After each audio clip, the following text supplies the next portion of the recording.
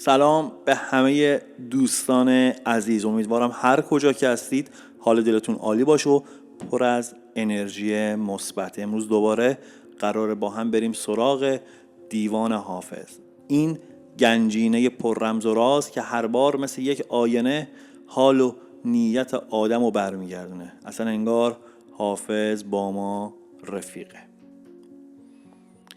یادت باشه پیام حافظ فقط یک فال ساده نیست، بیشتر شبیه یک گفتگوی دلنشین با یک دوست داناست که همیشه با شعر و کلام شیرینش میخواد به همون امید و حال خوب بده.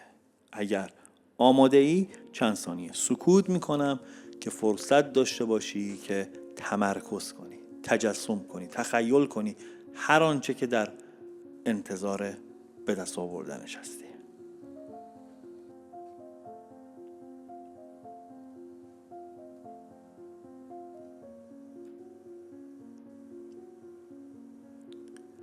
پیام اینجوری آغاز میشه. پیام 463 لسان و غیب میگه: منال ای دل که در زنجیر زلفش همه جمعیت است آشفته حالی. میگه عزیز دلم، گریه و ناله نکن، خودتو سرزنش نکن، چرا اینقدر بیقراری و آشفته حالی؟ میگه تو تنها نیستی که توی زنجیر زلف معشوق گیر کردی و آروم و قرار نداره. این رسم عاشقیه. هر کسی که دل به اون زلف سیاه و پیش در پیش بسته باشه دیگه رنگ آرامش و جمع و جوری حال خوبو نمیبینه. انگار زلف یار مثل دامیه که همه رو گرفتار میکنه و نتیجهش فقط پریشونی و سرگشتگیه. در واقع میگه وقتی همه عاشقا حال و روزشون اینجوریه تو هم خودتو ملامت نکن. این بیقراری بخشی از مسیر عشقه و اتفاقا همین آشفته حالی نشونه گرفتاری و شیفتگی توه.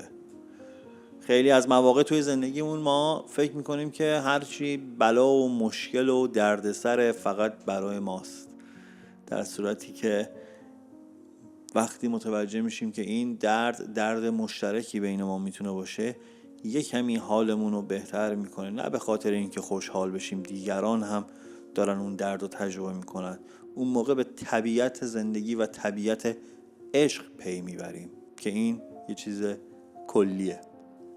بران نقاش قدرت آفرین باد که گرد مه کشد خط هلالی. آفرین و درود میفرسته برای اون آفریننده همه قدرت ها، منظورشون خداست. میگه اونی که انقدر هنرمندانه، انقدر با ظرافت برای آفرینش تو وقت و هنر صرف کرده، میگه اونم چه هنری. ببین دور اون ماه درخشان، یعنی اون چهره معشوق، اون صورت معشوق رو داره میگه یه خط نازک و قشنگ مثل هلال ماه کشیده. اون ابروی یار رو داره میگه و با شگفتی میگه چه کسی جز خدا میتونه دور این صورت روشن و نورانی همچین ابروی کمون و خوشنقشی رو بکشه. در واقع صورت معشوق رو مثل ماه کامل تصور کرده و ابروی یار رو مثل هلالی که به زیبایی به دور ماه قرار گرفته. سویدای دل من تا قیامت، مباد از شوق و سودای تو خالی. میگه ای یار، آرزو و دعای من اینه که تا آخر عمرم، تا روز قیامت، حتی ته دل و سیاهی دل من، یعنی همون جایی که عمیق‌ترین رازها و عشق پنهونه، هیچ وقت از عشق و شوق و به دست آوردن تو خالی نباشه. تمام وجود من، حتی اون نقطه تاریک و پنهون قلبم که هیچ کس جز خودم ازش خبر نداره، پر از عشق توه. دعا میکنم همیشه همینطور بمونه و هیچ وقت این آتیش عشق خاموش نشه. زندگی من بی عشق تو پوچ میشه. همه شور و انگیزم به خاطر توه. پس خدایا هیچ وقت نذار دل من از این عشق خالی باشه. اگر آماده ای بریم سراغ پیام کلی این غزل 463 از حافظ که ببینیم کائنات در قامت کلام حافظ امروز چجوری میخواد ما رو راهنمایی کنه. این پیام بهت میگه که دلنگرون نباش. همین یک کلمه دلنگرون نباش تو دلش پر از امیده. مگه میشه توی جامعه داری زندگی میکنی، فکرت ترس آینده، فکر گذشته با تو نباشه و دل پریشونی برات نداشته باشه؟ همون ابتدا داره میگه نگران نباش. خودتو سرزنش نکن که چرا این روزها انقدر بیقرار و آشفته ای. میگه این حالت اصلا عجیب نیست. هر کسی که دل به عشق ببنده، که اینجا عشق میتونه اون هدفی باشه که داری دنبال میکنی، میگه بالاخره آرامش و این عدم تمرکز روی کار ممکنه تا حدی هم طبیعی باشه. چرا داری به خودت گیر میدی؟ چرا فکر میکنی همیشه باید 2 تا 4 تا بشه؟ پس به جای اینکه قصه بخوری و از خودت گلایه کنی، بدون که این آشفته حالی نشونه عشق، نشونه سختی راهه و همون چیزیه که به زندگی من و تو داره معنا میده. از یه طرف دیگه پیامم بهت یادآوری میکنه که همه این زیبایی‌ها و این عشق دستپخت همون نقاش بزرگ عالمه، همون خدایی که با قدرت بی‌نهایتش صورت یار رو مثل ماه و ابروش رو مثل هلال ماه کشیده.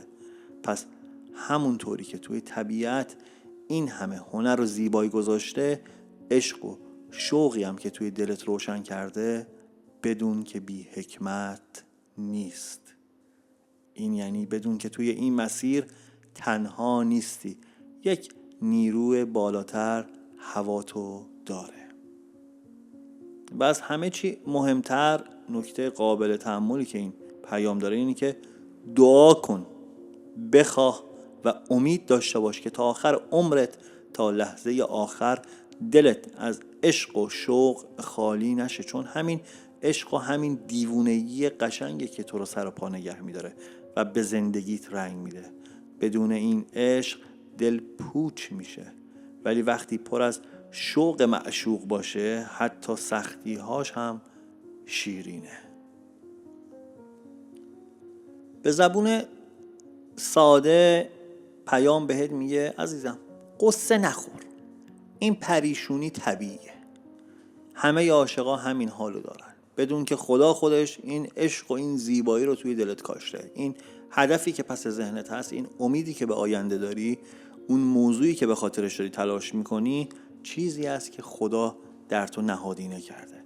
پس دعا کن همیشه همین حس رو داشته باشی، همیشه عاشق بمونی و دنبال هدفات باشی و دلت هیچ وقت از این شوق خالی نشه. این عشقی که داره تو رو زنده نگه میداره.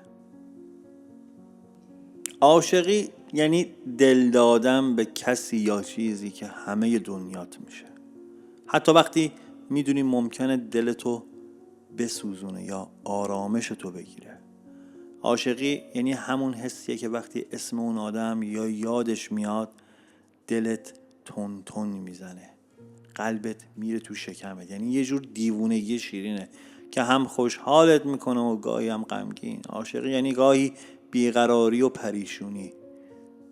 وقتی عاشقی دنیا به نظرت یه جای دیگه است، چیزای کوچیک هم بزرگ میشن و دلت تنگ میشه برای حتی یک نگاه کوتاه یا یه لبخند ساده. اما عاشقی فقط حس خوب نیست، یه جور صبر و امید هم میطلبه. یعنی میخوای برای اون کسی که دوستش داری بهترین خودت باشی، حتی وقتی چیزی برات سخت میشه. عاشقی یعنی اعتماد داشتن به اون نیرو و خالقی که همه این احساسات رو توی دلت گذاشته. یعنی بدونی همه پریشونی ها، دلشورها و شوخها بخشی از مسیر زیبای عشقه و فقط باید لذتش رو ببری، حتی وقتی کنترلش دست خودت نیست. عاشقی یعنی پر شدن، پر از حس، پر از شوق، پر از زندگی. یعنی حتی وقتی تنهایی یا دلت گرفته، باز هم با یه فکر ساده یا یک یاد دلت روشن میشه و میخوای دوباره بخندی و زندگی کنی.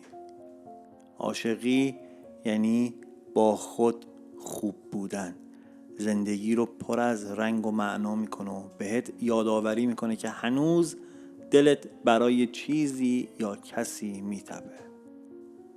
عاشقی یعنی دیوونه شدن، هم خوشحال شدن هم دل شکستن، اما بازم با دل پرشوق ادامه دادن. یعنی دلتون نذار خالی بمونه حتی وقتی دنیا خراب به نظر میرسه. عاشقی باعث میشه زندگی هنوز شیرین باشه. این پیام بهت میگه که زندگی پر از عشق و شور و شوقه حتی وقتی دلت بیقرار و پریشونه. همه این احساسات یک دلیل و حکمت دارن. این غزل 463 حافظ بهت یادآوری میکنه که نگاهت به خدا باشه، به نیرویی که همه این زیبایی‌ها و عشق‌ها را آفریده.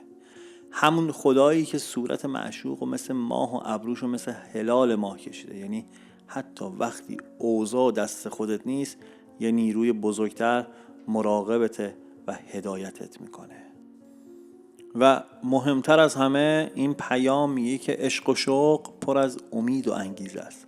عاشقی یعنی دلت پر از شور و دیوونگی باشه حتی وقتی دنیا سخت و سرد به نظر میرسه. نترس، عاشق باش و با شوق زندگی کن. هیچ وقت از احساساتت خجالت نکش. عاشقی همون چیزیه که به زندگی رنگ و معنا میده حتی وقتی دلت آشفته است. یعنی هنوز زنده ای، هنوز امید داری و هنوز آماده ای که زیباترین لحظه ها رو تجربه کنی. این هم پیام امروز حافظ برای تو. گاهی فقط کافیه که یک نشونه از حافظ بیاد تا یادمون بیفته که دنیا پر از امید و نور خداست. راه تو سبکبال ادامه بده با اطمینان از این که دست تقدیر همیشه همراهته. دعا میکنم دلت همیشه روشن باشه، رزق و روزیت فراوون، گرهات یکی یکی باز بشن و آرامش مثل بارون به زندگیت بباره. هر جا که هستی بهترین ها سر راهت قرار بگیر و لبخند از چهرت جدا نشه. تا پیام بعدی همراه من باش. پوینده باشی و پایدار.